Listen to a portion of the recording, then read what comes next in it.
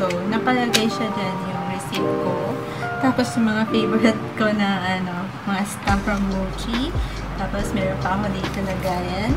Tapos, kung kailan ako bumili ng Jol Robin backpack. Kahit siya, hindi naman siya original. Pero, ilagay ko na rin dito. Ayan. So, ganun na po, guys. That, yung pag-vlog kasi, guys, ganyan eh. This is how I do vlog. I do journal. So, tapos, ayan guys. So, nag-drawing ako. Art.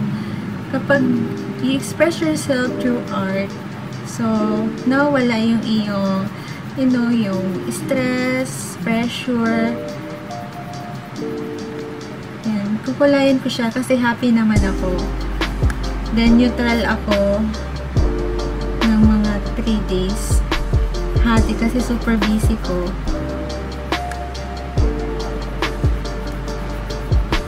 Yeah, ang kulay ko.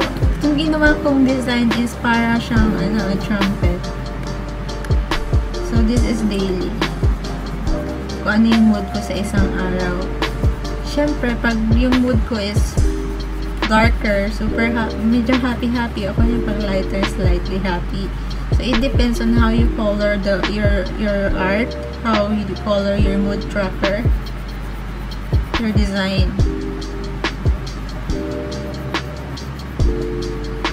So, ang ginamit ko lang ay crayons. So, try ko ding gumamit ng Tombow brush. I think yun ay pang pa lang. So, after ko siyang makulayan, guys, hindi siya fully color ha kasi after that, ko po siya ng cottons. So, guys, ito yung para sa nagtitipid lang. Hindi naman tayo sosyalan. So, next time, we will try to use Tombow brush and watercolor brush sa pag-color. So, this time, gagamitin natin ay crayons. Parang bata, pero it helps din. Bakit ba? It's practicality. So, after mo makulay yan, guys,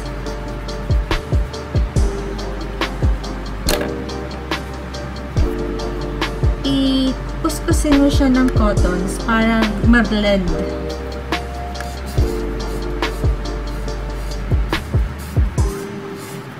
So, this is my own style. Kasi yung nakikita ko sa mga vlogger sa YouTube, mga talang sosyalan yung gamit nila. So, I can't afford that. So, maybe soon, I'll be using Tombow. That is too expensive brush. And Crayon Super Tips. Pero as of now, tipid-tipid muna tayo, guys. So, after ko ma-color ng crayons, guys, ko siya. Pinukuskus ko siya ng bulak para mag-blend. Tapos, ayan. So, nice na siya. Diba? So, it's worth it. After that, so, guys, ayan. So, tapos na natin yung hanggang September 15. So, naka-blend na yung color niya. Diba? So, 1 sad ako dito, guys. So, I can explain why. Tapos, noong 15 kasi, start akong mag-writing. So, medyo happy pa ako nito. And since napapagod ako, syempre, naghalo na yung sad, neutral, at happy ko. So, I'll be using 3 color ng crayons, guys. I will blend this. So, magkahalo-halo yan, guys. So, yung emoticons ko kasi, ibig sabihin ng mga color. So, I will gonna show you how I color through using crayons only. So, parang bata, pero, it's practical.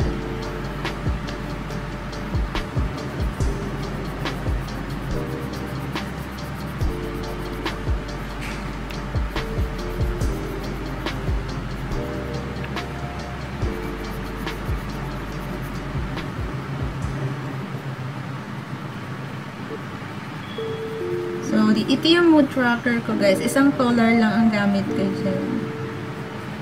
Yung theme ko. Like, for example, ngayong September, ang theme ko, pink. So, the tracker ko. Kapag ang aking theme is pink, pink ang color ng habit tracker ko. May iba't ibang kulay. Tapos, orange. Kasi sometimes, super happy ako in 3 days.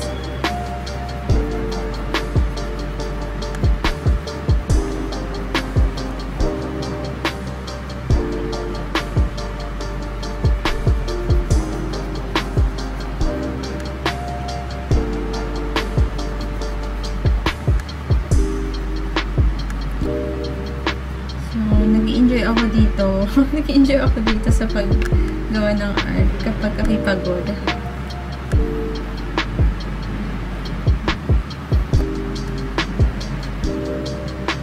So, after i-blend ko ulit siya, let's see what will gonna happen kung ano yung color. So, doon sa 3 days na nagsulat ako, nagbasa ako, and super napapagod ako. So, magkahalong 3 emoticons ako. 3 mood ako. So, as usual, yellow for neutral, red for happy, and orange for super happy. So, magkahalong 3 yung aking mood for 3 days. I will blend the color. Nung ako ay college, yung classmate ko, lagi akong tinatanong, anong ginagawa mo sa inyo? Sa dorm mo, sa loob ng kwarto, ba't parang hindi ka naglalaro, ganyan. Pag hindi talaga naglalaro ako kasi mas masaya ako sa art. So, I'm doing this. So, nag-enjoy ako. So, kesa naman sa ako, kasi ako ng pera, kasi dito. So, I did it with the art. Inano ko na ang sa hobby ko, art na lang. So, ayan. Guys, natapos na rin yung akin. Updated na. So, through the use of crayons. So, I'm gonna show you this before end of the year or January 1 or 2. I will be uploading my review journal or my journal for the year of 2019 of how I design it. So, ayan. So, ito na. Natapos ko na yung aking what do you call this, mood tracker for September, and updated na siya hanggang September 18. So, ito yung blended ng 3 kulay. So, it means, kaya ganyan yung kulay, halo-halo yung aking mood. So, I'm tired, I'm happy, and so neutral minsan. So, yun. Ayan. So, after this, pag masaya na yung feeling ko, like for example, I'm thinking positive again. So, mag-aaral na ulit ako. So, by doing this, naano ko yung sarili ko na positive ako, yung good vibes ako. Hindi ako nag-iisip ng ano. So, yeah. Ayan. So, I'll be updating kung ano yung kinain ko. So, hindi pa pala updated yung pagkain ko simula nung Tuesday. So, update muna natin. Kaninang umaga ay hotdog. Hindi ko alam kung anong hotdog. Parang hotdog siya. Hotdog and rice and coffee. Hindi ko alam kung anong tawag doon eh. Alam ko lang kasi hotdog. Tapos, lunch. Ano yung lunch kanina? Ayun, fish. Fish and rice. So, ganun lang. Tapos, anong ginawa ko? Woke up, dyan, daily log, woke up at, 7, I think, 7:30 a.m. and have breakfast, ganun. Then, writing and reading ako. Start. So, guys, yun, ganun yung ginagawa ko. So, update ko pa yung 2 araw, hindi ko pa na-update yung Tuesday and Wednesday. Tuesday pala, hindi ko update. So, ayan. So tired. Dito ko nilagay sa kabila. Hindi ko na-erase, ko na lang. So, ayan, guys.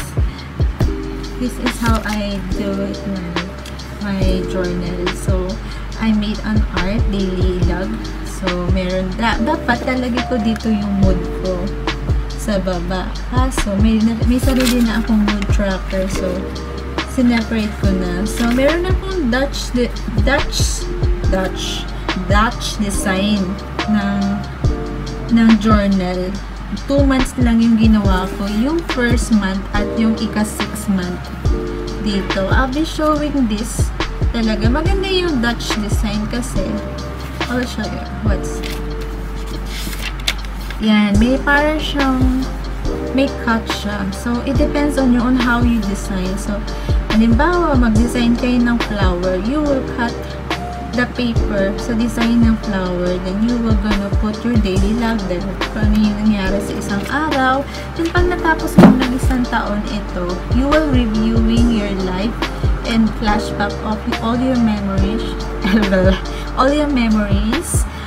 Napakasayang basahin. So, may pamangkin. Yung pamangkin ko, guys, gustong-gusto niya. Gustong-gusto din niyang gumawa ng journal. Kasi ganito, yung pamangkin ko, lagi siyang pumunta sa kwarto ko. Tapos, tita, ano ginagawa mo? What are you doing? English speaking kasi yun eh. What are you doing? Sabi ko, nag-journal ako. Sabi, I will do that also. Ganun. Kaya bata ka pa. I think he is grade 3. Nagpapublish siya sa akin ng maliit daw na journal. So, pumunta kami sa Divisoria. Sa 168 sa Marinduque, humanap kami ng maliit na notebook. Tapos, tita, meron notebook. Nakita ko ng 50 pesos. Ngayon, nagpapublish siya sa akin ng maliit na journal. Ibili ko daw siya kasi mag-journal daw siya kami dalawa next year. Tuturuan ko daw siya mag-journal. So, alam mo yung bata, naiganyo ko siyang gumawa ng journal, guys.